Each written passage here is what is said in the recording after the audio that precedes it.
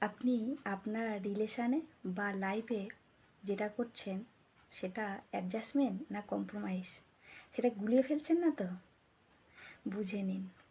Adjustment হচ্ছে আপনি আপনার কোনো লক্ষ্যে বা প্রিয় মানুষের জন্যে আপনার ছোট্ট ছোট্ট অভ্যাসগুলো পাল্টে নেওয়া।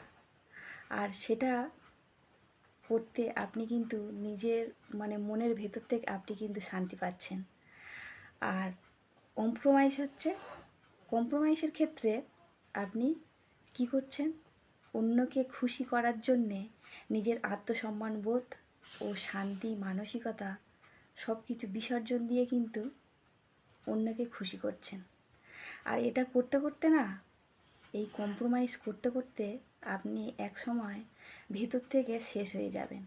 তাই এই কম্প্রোমাইজ না করে ভালোবাসা ও কেরিয়ার ক্ষেত্রে কিন্তু অ্যাডজাস্টমেন্ট করা ভালো। আর এই কম্প্রোমাইজ যদি করতে থাকেন না, দিনের পর দিন শেষ হয়ে যাবেন। তাই এটা করা মানে একদম বোকামির কাজ।